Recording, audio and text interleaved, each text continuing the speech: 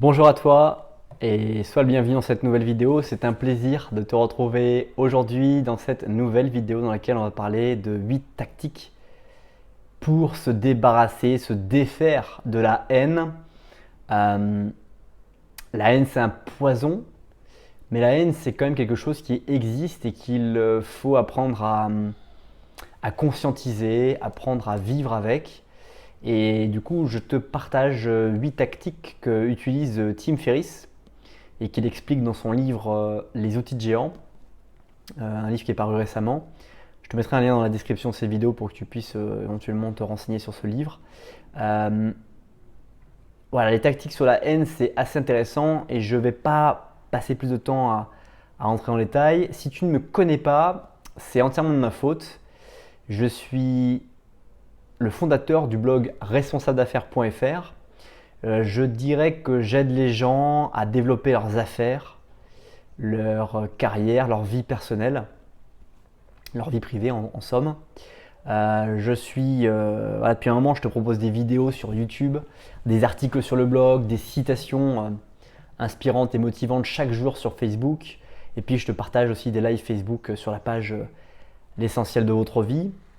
Plus de 80% de mes contenus sont entièrement gratuits et mes clients me posent souvent cette question sur voilà, les problèmes de la haine qui peuvent être rencontrés, les problèmes de jalousie qui peuvent être rencontrés dans le succès, dans l'avancement que tu vas faire dans ton objectif, dans ton objectif de vie, dans ton but que tu as vraiment. Comme tu le sais, dans les 3 questions que je te pose sur mon podcast, 3 questions pour changer sa vie, que tu trouves sur le blog responsabledaffaires.fr. L'une d'entre elles, c'est pourquoi es-tu sur Terre? Pourquoi es-tu ici? Et voilà, et quand tu sais vraiment pourquoi tu es ici, tu vas attiser des problématiques, tu vas attiser la jalousie, tu vas attiser la haine, entre guillemets. Et donc, les 8 techniques que j'ai découvertes dans le livre de Tim Ferriss sont, pour moi, intéressantes à partager et c'est ce que je fais aujourd'hui dans cette vidéo. La première, c'est chose qu'il faut se rappeler, c'est que la vie, c'est un sport de contact. Et surtout sur Internet, et qu'il faut apprendre eh bien, voilà, à encaisser les coups. Et la première technique, c'est que peu importe combien de gens ne te comprennent pas, c'est combien de gens te comprennent qui importe. Très souvent, on va avoir la capacité de ne voir que le négatif, c'est très français en plus. Moi, ce que je t'invite à faire plutôt, c'est de voir vraiment le positif. Et il est bien souvent tellement présent finalement. Sur 100% de ce que tu fais par jour, 97% c'est du positif. 3% c'est du négatif et pourtant, de nombreuses personnes vont se focaliser dessus. Et quand tu commences à réussir, que ce soit sur Internet ou ailleurs, les gens vont commencer à ne pas te comprendre.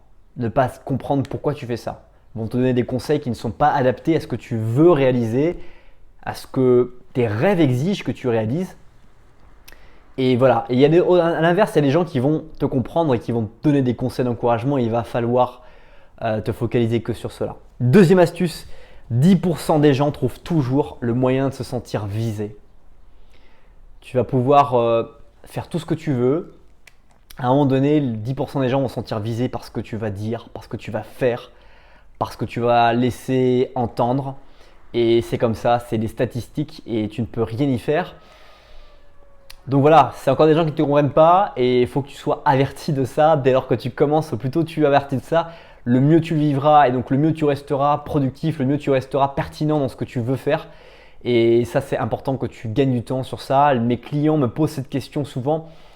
Comment j'arrive à faire pour continuer malgré ce qu'on me dit? Tu es jeune, tu n'as que 27 ans. Pourquoi tu pourrais coacher la carrière des autres alors que tu n'as encore pas de carrière? Pourquoi tu t'investis autant dans tes projets alors que tu as déjà beaucoup à faire et que tu as déjà beaucoup de travail? Les gens voudraient en fait finalement que je m'arrête, les gens voudraient finalement que je me taise. Je ne vais pas leur répondre en fait. Moi, il y a des gens qui me comprennent, il y a des gens qui sont inspirés pour devenir plus, qui sont inspirés pour augmenter leurs revenus, qui sont inspirés pour rencontrer leur partenaire de vie idéal, qui sont inspirés pour perdre du poids, qui sont inspirés pour améliorer leur vie de famille, leur vie sociale. Et qui sont prêts à payer le prix de travailler et de travailler là-dessus aussi, en plus de leur travail de salarié ou d'entrepreneur pour passer à l'action. Et du coup, c'est ces gens-là sur quoi je me focalise. Troisième technique, c'est dans le doute, couper l'oxygène. Et couper l'oxygène, c'est ignorer ces gens-là. Les gens vont faire des remarques, ne répondez à rien. Regardez-leur et changez de sujet si vous êtes en face à face. Si vous êtes sur internet et que vous voyez des commentaires, comme je peux en voir, ignorez-les. Coupez l'oxygène. En coupant l'oxygène, ils vont peut-être pas comprendre tout de suite qu'on coupe l'oxygène, ils vont essayer d'insister. À un moment donné, ils vont plus pouvoir respirer. Ils vont trouver une autre cible et finalement, vous aurez gagné et c'est ce que vous méritez de faire. Quatrième technique, c'est que si vous répondez, si vous répondez, ne donnez pas d'excuses.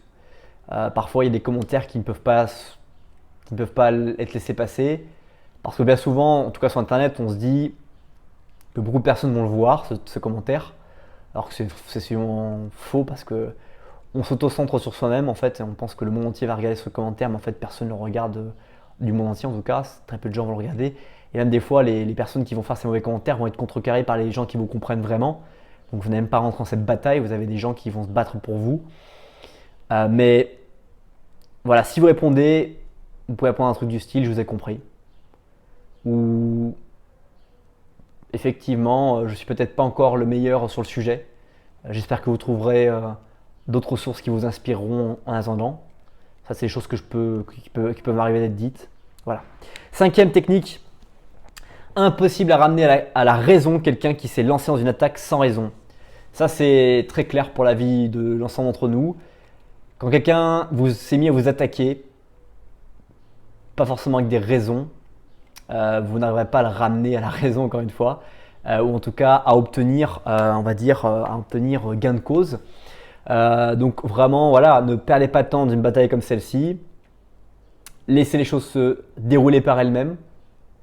Vous ne les subirez pas. Au contraire, vous resterez dans les solutions qui s'offrent à vous par rapport à tout ça.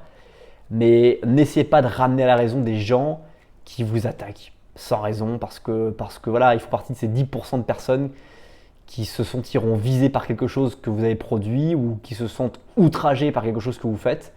Et du coup, voilà, il faut accepter ça. Sixième technique, c'est une phrase que j'aime beaucoup et que je répète souvent à mes clients. Plaire à tout le monde, c'est plaire à n'importe qui. On ne peut pas plaire à tout le monde. Et du coup, il faut l'accepter. Septième technique, apprécier la critique. Apprécier la critique parce que ça veut dire que ce que vous faites polarise. Et quand vous polarisez avec votre travail, ça veut dire que vous avez des idées qui sont peut-être novatrices pour certains et peut-être destructrices pour d'autres parce que ça détruit leur idée antérieure et donc du coup ils sont peut-être pas prêts à détruire cette idée antérieure et ils vont être dans le rejet instantané par rapport à ce qu'ils vont découvrir. Donc apprécier les critiques. Huitième et dernière technique, c'est d'être robuste. Être robuste, c'est réussir à accepter les critiques. Être faible, c'est ne pas les accepter. C'est de s'enflammer, mal vivre les choses, etc. Donc moi, je t'invite à être robuste parce que voilà, la vie, c'est un sport de contact, comme on l'a dit en début de cette vidéo, et j'aime beaucoup cette idée. Donc voilà, ne te laisse pas définir, définis-toi toi-même. Merci d'avoir regardé cette nouvelle vidéo. Si tu l'as aimé, écrase le petit pouce bleu. Découvre qui je suis à travers la description de cette vidéo. Va sur responsableaffaires.fr. Abonne-toi à la chaîne YouTube, à la chaîne Facebook, à la page Facebook, pardon. Et je te dis à très bientôt pour une prochaine vidéo. Bye bye.